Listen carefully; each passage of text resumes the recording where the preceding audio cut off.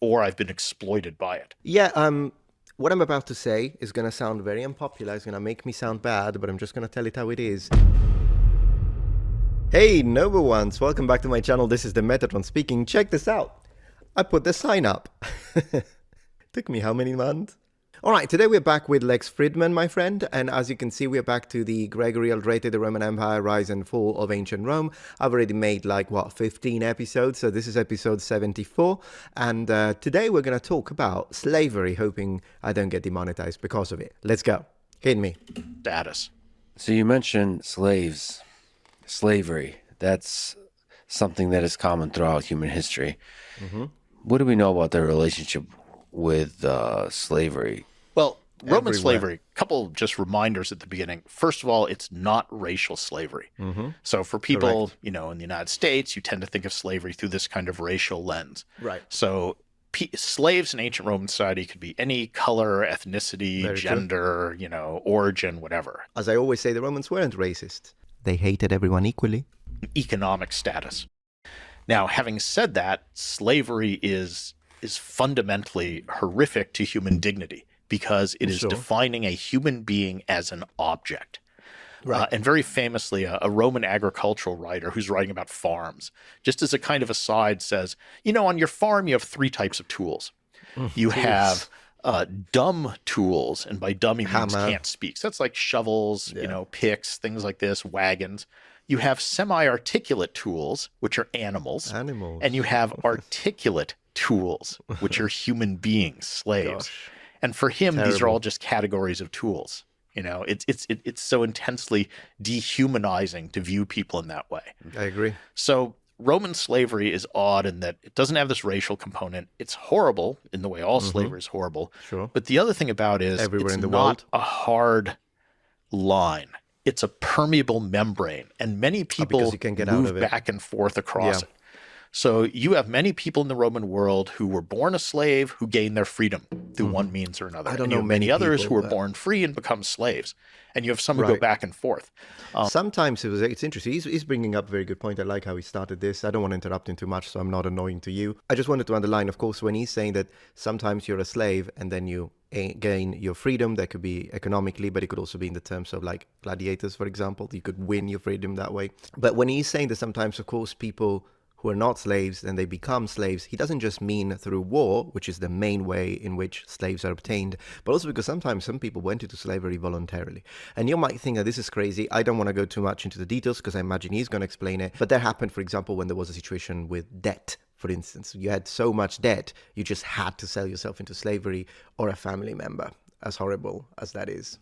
There's a great Roman tombstone of this guy who says, I was born a free man in Parthia, I was enslaved, then I gained my freedom and I became a teacher or something, and I had a life, and now I'm a Roman citizen.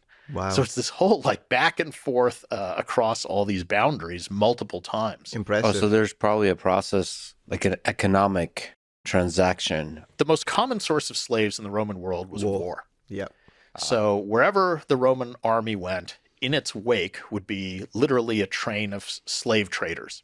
Yeah. So you're in war, you capture an enemy city, you whack the people over the head, and you turn around if you're a soldier and you sell them to one of these slave traders that's following the army around, literally. So that's probably the biggest source of slaves. Another big source is just children of slaves or slaves. Yeah, of course. Born into and slavery. Some people could literally sell either themselves or their children into slavery due to economic necessity or privation or something. Often debt. So as terrible as that sounds, a father could sell a child if he needed money. I think whenever this happened, historically, in the majority of cases, these are really grieving families. Like, these are people that are to the brim of extinction. They are at the brink. What's the expression in English? Anyways, they're really desperate people. They have nothing. They can't feed a family. Maybe they have a family of 4. And so it would have been oftentimes a situation of life and death, which would lead a father, and I'm not just making this up, I'm saying based on the sources and what we read sometimes, would lead a father to think, hey, we're starving to death here. At least if my son is in this patrician family, yeah, he would lose his freedom, but he won't die. So I wouldn't think of it as necessarily, oh, the dad needed money, so he just sold the son because they didn't care. No, humans cared. Humans cared. Doesn't matter if it's in the ancient period. I want to say you can go back to the Stone Age. Pretty confident that mom and dad will care about their child. It's in our nature. So oftentimes when this happened, it was out of complete, utter desperation. Once you were a slave, though, the experience of slavery varied a lot, because a lot of the slaves were agricultural slaves. So they would work sort of like in the American South, big plantations. They might be chained. They were probably abused. That's very similar to slavery as we think of it in, let's say the Caribbean, South America, or the United States. I wouldn't say like American. Kind of I'll expand. But a lot of Roman slaves were also some of the more skilled people. Yeah. And this seems a little weird. So if you're a rich person, you have slaves, it's actually a good investment for you to train your slaves in a profession. Yeah, they learned skills. So a lot of Roman doctors... Sorry to pause him here, but I made a video about this, about the idea that it is true, and it is a fact of history, that some slaves learned skills. Now, notice that up to this point, I don't know Professor Aldrete's personal politics, but to me, up to this point, he's been really good at not showing it, which I appreciate out of a historian. But a couple of times, I think he let it slip a little bit. And to me, he feels a bit more on the liberal side. And yet, he is defending a point now, the idea that slaves learned skills, and it was profitable for the Romans to make sure the slaves learned skills. When I said it on my dedicated video that I made on slavery, oh my gosh, people called me, oh, are you pro-slavery? There are a couple of videos on YouTube that say that now I'm pro-slavery. This is how stupid some people are. And they were like, oh, you're a right-wing grifter. But this guy, I don't think this guy is a right-winger. I'll be honest with you. I think he's pretty liberal. Nothing wrong with that. Of course, everyone has his own freedom. But I appreciate that he's presenting the point now. And as you can see, we agree on this point. Does that make slavery good? No. Do I have to say it? Apparently. I mean, that's why I think he started with the whole slavery is horrible, and I guess he's going to continue to say it. And I appreciate that. Of course, I agree with that. I thought it would be obvious and it would be enough for me to say it once, but it wasn't. People are now saying that I'm pro-slavery. Insane. Scribes, accountants, sort of, all this sort of thing, barbers were slaves. Because if you train this person and then they produce a lot of money for you, you get that money. And those slaves would sometimes be given an incentive to work hard where they could, and this is just sort of an agreement between the master and the slave, if they earned a certain amount of money, X amount of money, they could then buy their own freedom from the master. And make a profit. So this was your incentive to work harder. If you were trained, let's say, as a doctor, I work really hard, I can buy myself out of slavery. Correct. Or a lot of masters would free their slaves in their wills. So when they died, they would say, I manumit this slave and that slave. It was a weird institution in that elements were just as horrible as what we think of as slavery and just exploitative. And like I say, the overall notion of slavery is intensely dehumanizing. Yep. But yet there was this wide range of types of slaves. Yeah. And the odd thing is, in the city of Rome, many of the worst jobs, so if you're, just a laborer hauling crap around, at the docks or, things like that, you might well be a free person. Man, and a slave would hold a skilled job. And that seems a little strange or counterintuitive to us, but you see how in the Roman economy it sort of works. And that could be one of the things that would be surprising to us coming from the modern day to the ancient world is just the number of slaves. So you mentioned one of the things we don't think about is that most of the people are farmers. And then the other thing is just the number of slaves. And because there is a connection there, Lex, in the sense that in the medieval period, farmers are not slaves. Farmers are free men. Now, given they are bound by contract to the land, so they're not free in the modern sense, but they are not enslaved.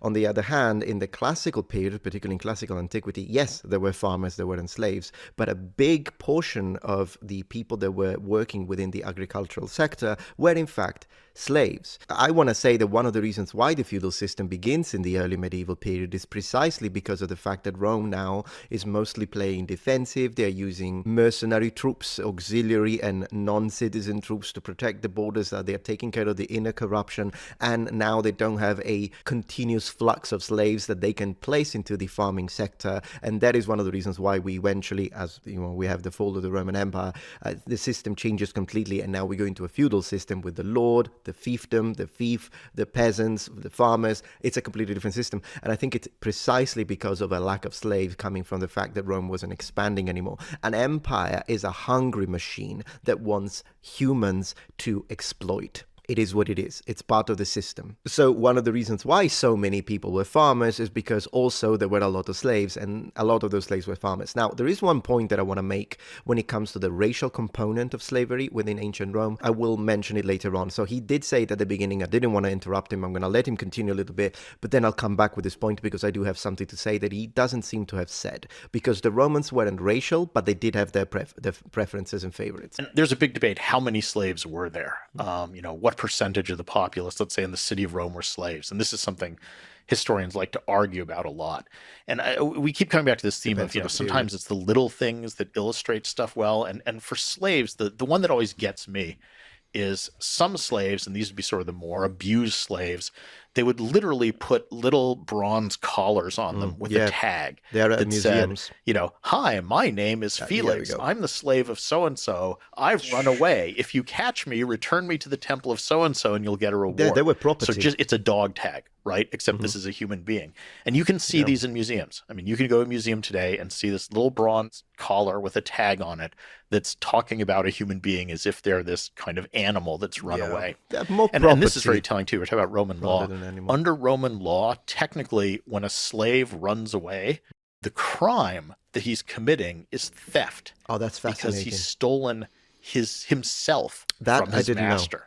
So again, it's this very dehumanizing view of it. There is a little pause now. I want to add to the ethnic component that Professor Aldrete was mentioning. Okay, just to say this very quickly when it comes to the ethnicity and Roman slavery. So first of all, slavery happened historically everywhere. Every culture did it. A lot of different kingdoms from all sorts of different ethnicities, and the reality is that just some people and some kingdoms and some empires in history were more effective than others. With that being said, oftentimes it's not even just like when we look at the antebellum South, I imagine normally you think about it as, well, it's racially based, but the reality of fact is that oftentimes in history, particularly in the ancient world, slavery was more a matter of out-group versus in-group, in the sense that people, even if they had the same ethnicity or even if they had the same skin color, and of course racial differences were perceived differently to the way they are today, but regardless, even if you had the exact same color and looks, if you belonged to a different tribe, then you could be enslaved. So that's the reality of it.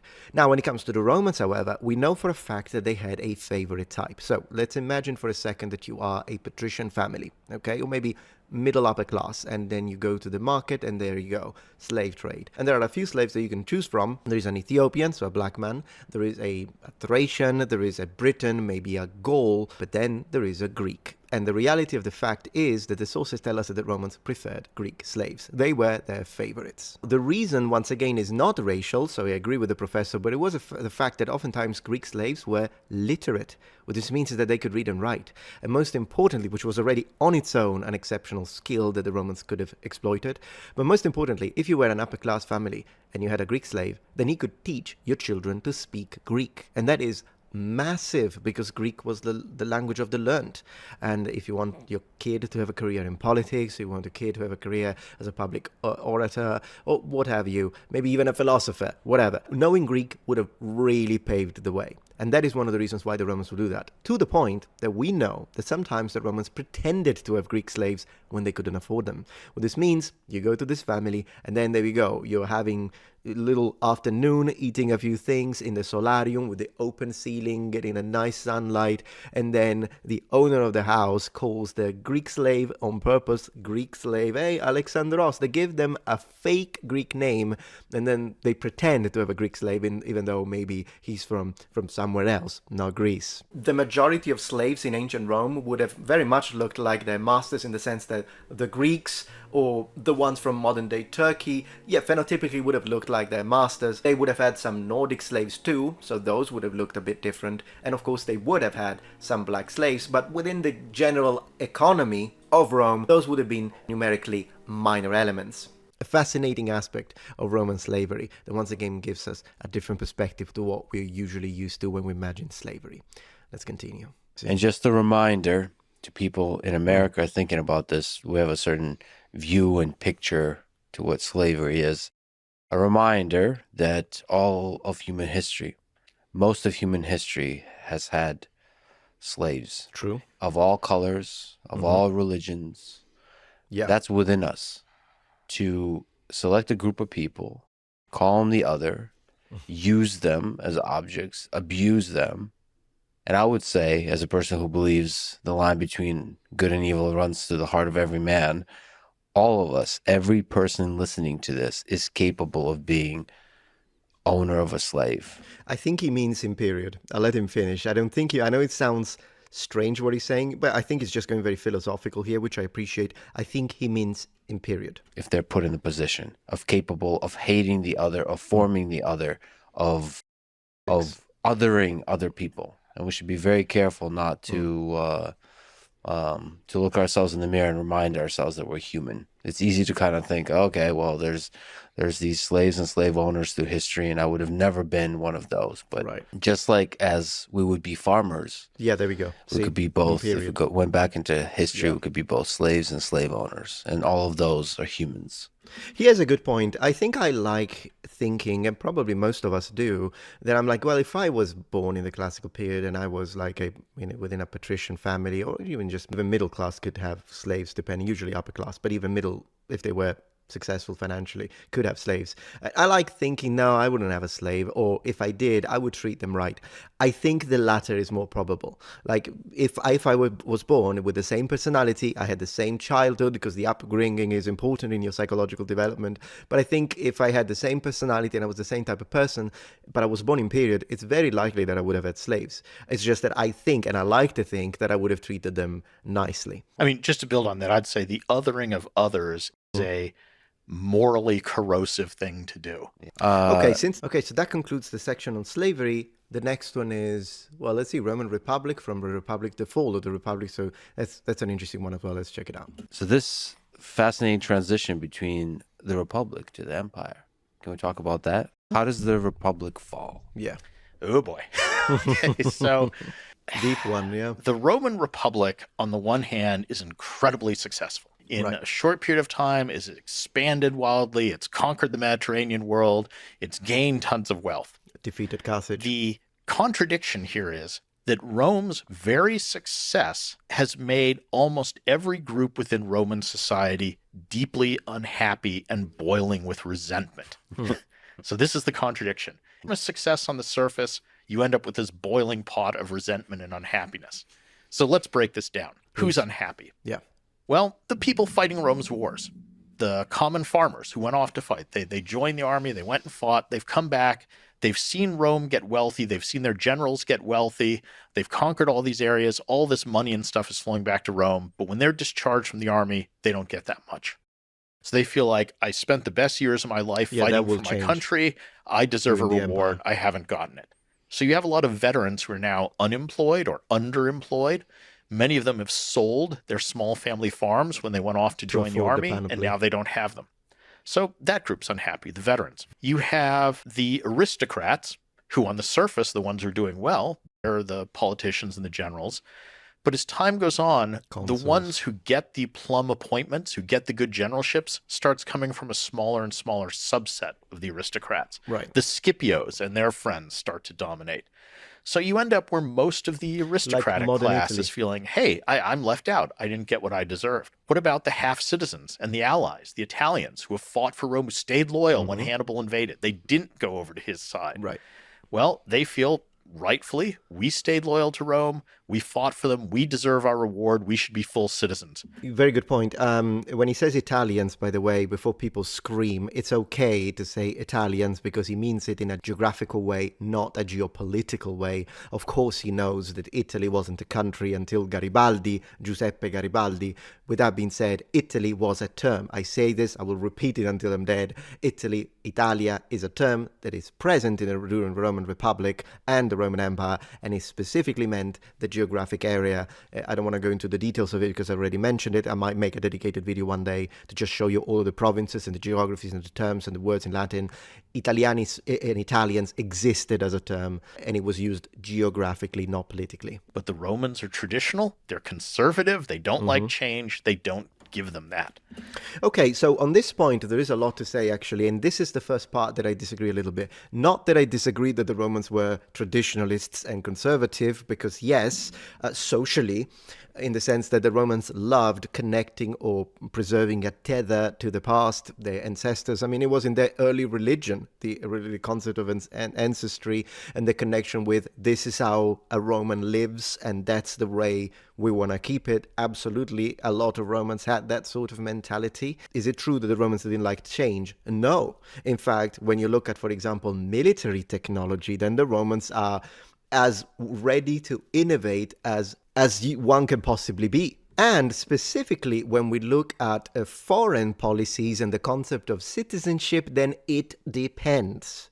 Because once again, I don't think there ever was, whether you want to use the term conservative and traditionalist in a more nuanced way rather than a very modernly political way, I don't think there has ever been a time in history where an entire population, including all of the upper echelon and the aristocrats and the politicians and the people of power, all thought the same way. Yes, we are traditionalists and we are all conservative. No, there have always been people that thought differently.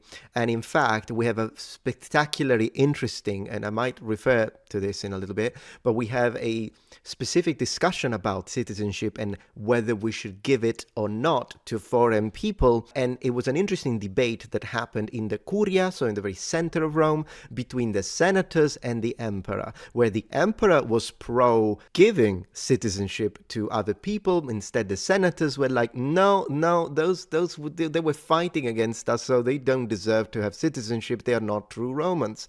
And this discussion is fully recorded. So, yes, senators, politicians, aristocrats, consuls, the upper echelon, the people of power, had different takes on the idea of citizenship. That happened a lot in Rome during the Republic, during the Empire. So I wouldn't describe the Romans as, well, they didn't give the citizenship because they were traditionalists and conservative. Well, traditionally, the Romans have been giving out those citizenship, but then again, that the way it was done changes monumentally depending on who was in power, because guess what? Different politicians have different approaches to foreign policy and citizenship. For example, there is this incident between Emperor Claudius and the Senate when they are discussing whether or not to allow Gauls from Gallia Comata to enter the inner circle of power, the Senate.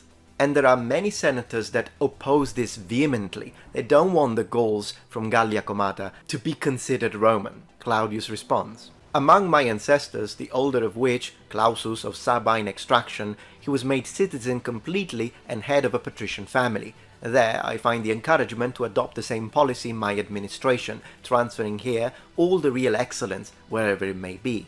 Without looking too far back, members of the Senate were called from Etruria, from Lucania, from all over Italy, and that in the end Italy itself was extended until the Alps, so that not only individuals but countries and nationalities may form a single body under the name Romans.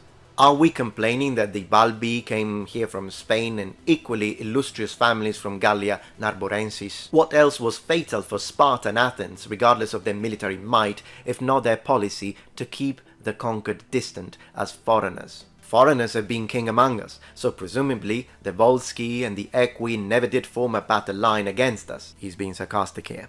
We were taken by the Gauls, but we have also given hostages to the Etruscans, and were under Samnite yoke. Now that customs, culture and marriage have fused them with us, Let them bring among us their gold and their riches instead of keeping them outside the circle. What's very interesting about this incident is not only the fact that, as you can see, Claudius was very open-minded when it came to accepting people into the fold as long as they brought money, gold, and power with them, but that, of course, neither him nor his senatorial detractors ever mentioned phenotypic traits as one of the reasons why the Gauls from Gallia Narborensis shouldn't be allowed in, or the Gauls from Gallia Comata shouldn't be allowed in. No one is saying, well, yeah, but they look like giant mozzarella cheeses and they are extremely pale, whereas the Sabines and the Etruscans looked like us phenotypically.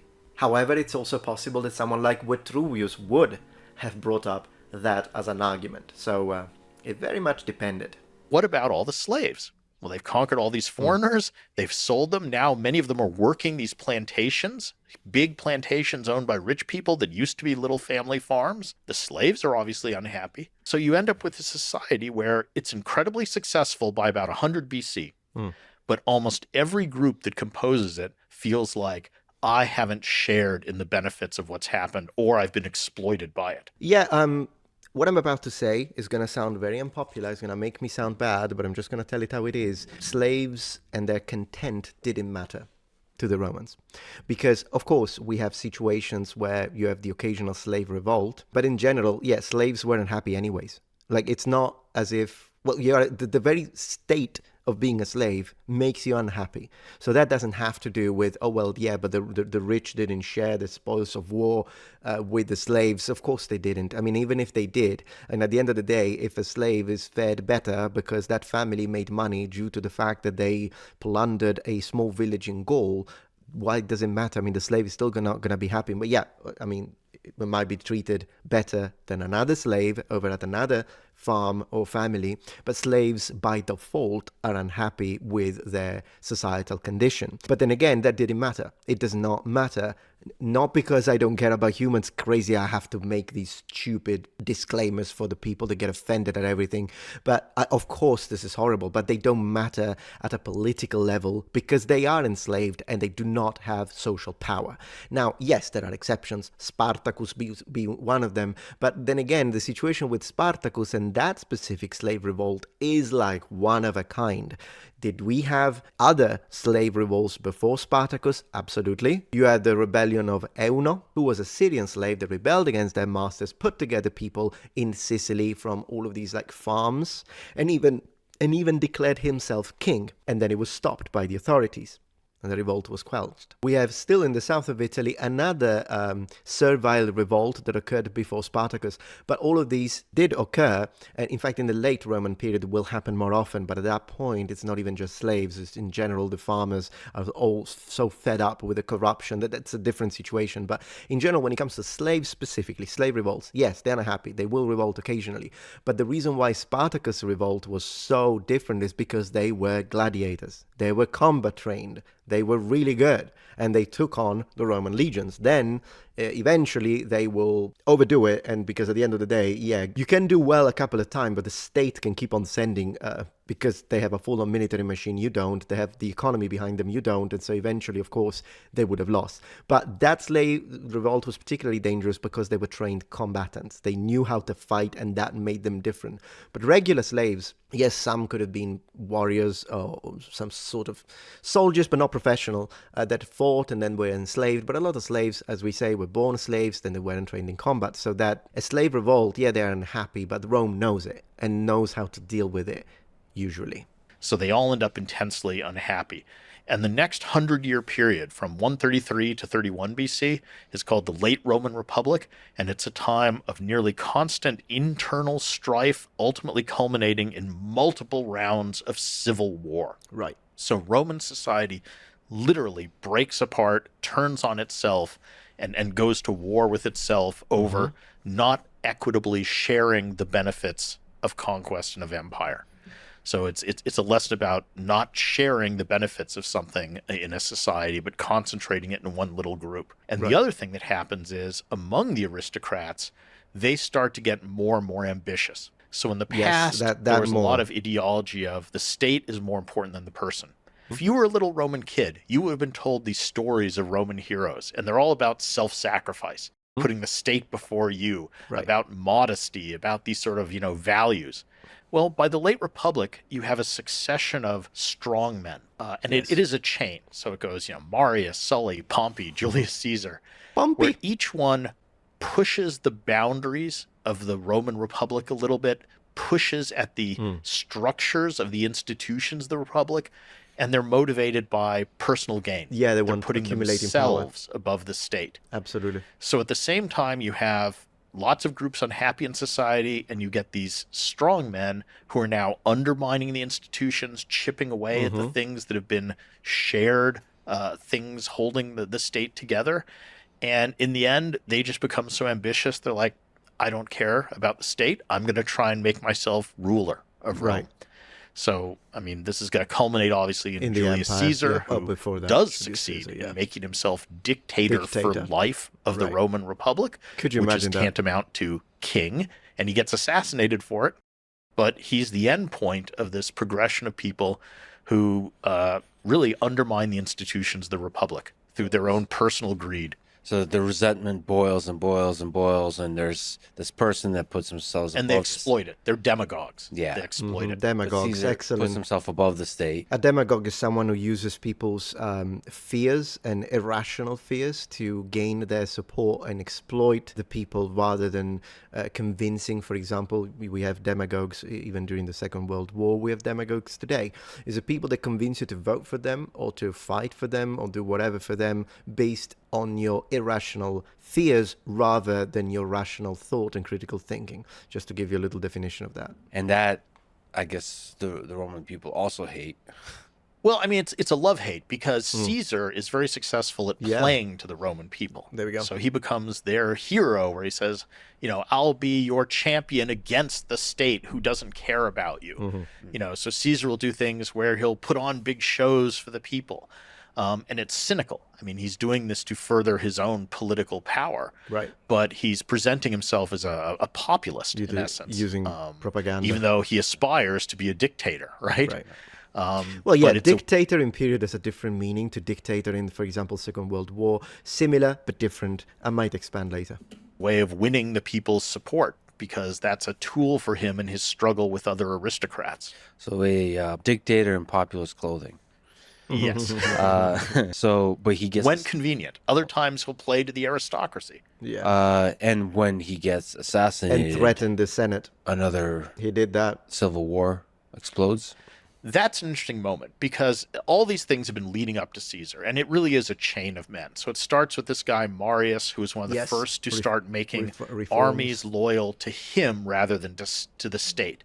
That's a step in the wrong direction, right? The army should be loyal to the state, not to an individual general. They shouldn't look for him to rewards. Marius kind of breaks that, makes a precedent. Well, when you say wrong, I mean from the perspective of the Roman state, the Roman Republic, I guess, because at the end of the day, it did work very well. One of his proteges is a guy named Sulla. Sulla comes along, and he ends up marching on Rome with his army and taking it over. Which was forbidden, of course. And he says, well, I'm just doing it for the good of the state. But that's another precedent. Now you've had someone attacking Propaganda. their own capital city, Yeah. even if they say they're doing it for the right reasons. Then Pompey comes along, and Pompey just breaks all kinds of Pompey. things. He starts holding He's great. offices when he's too young to do so. He raises personal armies from his own wealth.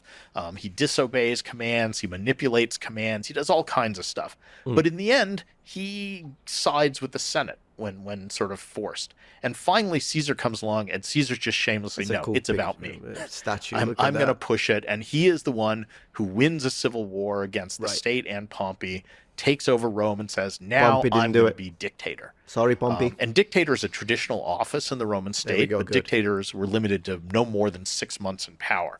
Yeah. And Caesar says, well, I'll be dictator for life, which, of course, is king. He gets killed One-party for it. system. So Caesar succeeded in taking over the state as one man, but he couldn't solve the problem. How do you rule Rome as one person and not get killed for looking like a king? That's the dilemma, the riddle that And Caesar that's the leaves empire. behind him. He did it. He seized power as one guy, but how do you stay alive? How do you come up with something that the people will accept? And Caesar did some other things. Personally, what I would have done is overpay the Praetorian Guard, overpay the people that are supposed to protect you. In fact, that was a mistake that Roman emperors will do. They will upset the Praetorians, they won't pay, they decrease their pay, they'll mistreat them, and then the Praetorian Guard will murder them. So it's like, yeah, don't mess with those guys, and make sure that your security is well paid, very happy. Things which are bad. He was arrogant. He didn't even pretend that the Senate were his equals. He just kind of, railroaded them around. He didn't respect and threatened them with the. He named a month after himself, July, Julius. He did egotistical things, so that pissed people off. They didn't like it. And when Caesar dies, it's this interesting moment. The Republic's sort of dead by then. You're gonna have a hard time reviving it. You've broken too many precedents. Yeah. But there's a power vacuum now. Caesar's gone. What's going to happen next? And you have a whole group of people who want to be the next Caesar. So the most obvious is Mark Antony, who is Caesar's right-hand man, his lieutenant. He's a very good general. He's very charismatic. Everybody kind of expects Mark Antony to just become the next Caesar. But there's also another of Caesar's lieutenants, a guy named Lepidus, sort of like Antony, but not quite as great as him. There's the Senate itself, which wants to reassert its power, kind of become the dominant force of Rome again. There's the assassins who killed Caesar. Led by Brutus and another guy, Cassius. They now want to seize control. And finally, there's a really weird dark horse candidate to fill this power vacuum. There he is. And that's Julius Caesar's grand nephew, who at the time is a 17-year-old kid named Octavian. Yeah.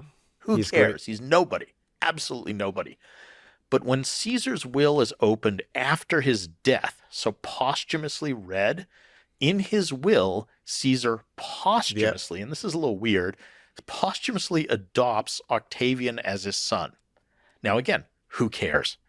Antony gets the troops. Antony gets the money. The other people get everything. What does Octavian get? He gets to now rename himself Gaius Julius Caesar Octavianus. Who cares? Well, around the Mediterranean, there's about 12 legions full of hardened soldiers there they are. Who are just kind of used to following a guy named Gaius Julius Caesar. And even though it's not quite logical, this 18-year-old, he's now 18-year-old kid, inherits an army overnight. Yeah, I don't think the name matters as much as the professor is saying in this case. I think it was more of a matter of lineage, in the sense that these people, these soldiers, were really, really, really committed to Julius Caesar. And so when someone comes along and says, I am the son, and he is the son because he's been adopted, then it makes sense. It makes sense. It's not just a matter of the word. I know that's not what he's saying. I'm not trying to make a straw man, but I want to make sure that the name isn't it. It's their loyalty to the man that transfers naturally to the heir, rather than someone like Mark Antony, where that to them is no one. Who's this guy? It didn't matter. But this one, who's this? Oh, that's his son. And they were like, oh, that's the son? Okay, we'll follow the son then, in memory of their general, because they really liked Julius Caesar, by the way, and he really did a good job when it comes to the spoils of war and distributing them to the troops. So he becomes a player in this game for power. And the next 30, 40 years is going to be those groups all vying with one another. There's another candidate too, Pompey's son. Pompey was Caesar's great rival. Pompey. He has a couple sons, and one of them, a guy named Sextus Pompey, basically becomes a warlord. Sextus! Oh my gosh, I forgot about him. Sextus Pompey. Sextus Pompey. Sex Pompey for the friends. Sicily, one of the richest provinces, has a whole navy. He's vying to be one of these successors too. So for the next 40 years, it's, as you said, another civil war to see which guy emerges. Is it going to be the Senate? Is it going to be the assassins? Is it going to be Antony? Is it going to be Lepidus? Is it going to be Sextus Pompey? Is it going to be Octavian? What a situation. Now looking back at all that history, it just feels like history turns on so many interesting accidents, because Octavian, later renamed Augustus, turned out to be actually, depends how you define good, but a good king/emperor, different than Caesar in terms of humility, at least being able to play, not to piss off everybody. But like, it could have been so many other people. It could that could have been the fall of Rome. So like, it's a fascinating little turn of history. Maybe Caesar saw something in this individual. It's not an accident that he was in the will. Yeah, I mean, Caesar clearly did see something. Very good point. Very good point. Octavian, I mean, to cut to the end, is the one who emerges from all that as the victor. We can talk about how he does it, but he's the one who sort of ends up in the same position as Caesar. It takes him 30 years, but he defeats all the foes. He's the sole guy. He now faces Caesar's riddle. How do you rule Rome as one guy and not get killed? And Octavian's, what makes him stand out, what makes him fascinating to me, is he wasn't a good general. In fact, he was a terrible general. He lost almost every battle he commanded. But what he is he's politically savvy, and he's very good at what today we would call manipulation of your public image and propaganda. So he basically defeats Mark Antony partially by waging a propaganda war against him. I mean, Antony starts out as a legitimate rival, and there are two Romans vying for power. At the end of this war, propaganda war, Octavian has managed to portray Antony as a foreign aggressor allied with an enemy king or queen, in this case Cleopatra, and who is an official enemy of the Roman state. And that's all propaganda. That is. So he takes what's a civil war and makes it look like a war against a foreign enemy. And when Octavian becomes the sole ruler, he looks at what Caesar did wrong, and he very carefully avoids the same mistakes. So the first thing is just how he lives his life. He's very modest. He lives in an ordinary house like other aristocrats. He wears just a plain toga, nothing fancy. He's respectful to the Senate. He treats them with respect. He eats simple foods. I mean, he's someone who cared about the reality of power, not the external trappings. Excellent. Clearly, there's some rulers who love, I want to dress in fancy clothes. I want to be surrounded by gold, everything. This is what makes me feel good. Octavian's the opposite. He doesn't care about any of that. He wants real power. And then the other thing is, how is he going to rule Rome without looking like a king? And his solution to this is brilliant. He basically pretends to resign from all his public offices. And not pretends, he does. So he holds no official office. But what he does is he manipulates so that the Roman Senate votes him the powers of the key Roman offices, but not the office itself. So the highest office in the Roman state is the consul. Consuls have the power to command armies, do all sorts of things, run meetings of the Senate. Octavian gets voted the powers of a consul. So he can command armies, control meetings of the Senate, do all this, but he's not one of the two consuls elected for every year. So he's just kind of floating or drifting off to the side of the Roman government. He gets the power of a tribune, which has all sorts of powers. He can veto anything he wants, but he's not one of the tribunes elected for any 1 year. So the state, the republic, appears to continue as it always has. Each year they hold the same elections, they elect the same number of people. Notionally, those people are in charge. Yeah, he didn't abolish the republic. But floating off to the side, you have this guy Octavian, who has equivalent power not just to any one magistrate or official, but to all of them. Incredible. So at any moment, he can just sort of pop up and say, no, let's not do this. Let's do something else. And he also keeps the army under his personal control. Isn't this a fascinating story? Like, what do you think is the psychology of Augustus, of Octavian? Yeah, and he later changed his name to Augustus when he sort of becomes first emperor. And the other thing he does is he hides his power behind all these different names. So, Caesar called himself dictator for life, right? So everybody knew what he was. Octavian, we even have a source that talks about it. He says he wondered what to call himself. Do I call myself king? No, can't do that. Dictator for life? No way. Maybe I'll call myself Romulus. That was the founder of Rome. No, Romulus was a king. And finally, a solution is he takes a bunch of titles which are all ambiguous. No one of them sounds that impressive, but collectively they are. So, for example, one of the titles he gets is Augustus. Yeah.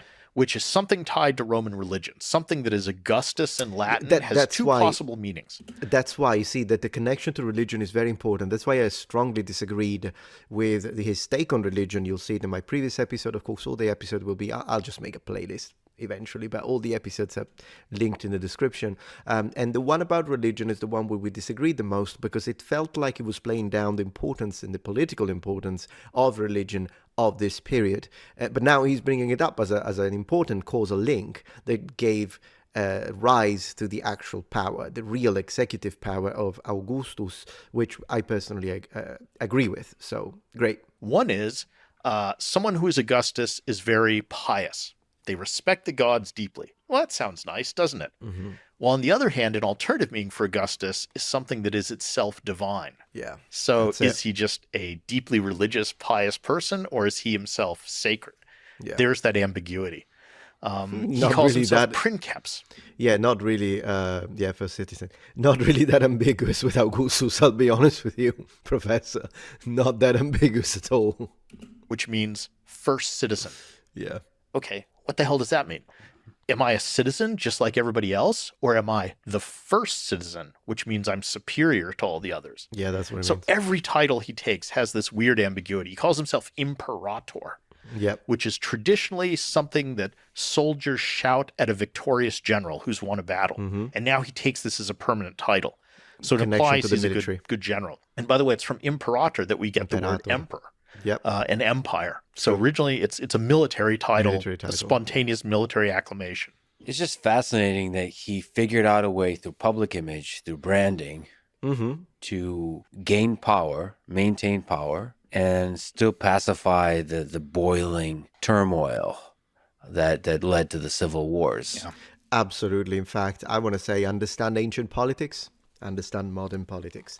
I'm going to leave it at that because it's already kind of a long video, but this was a fascinating episode. And once again, massive thanks to Lex Fridman for making these, and thanks to Professor Aldrete for sharing his opinions and his takes, of course, educated takes.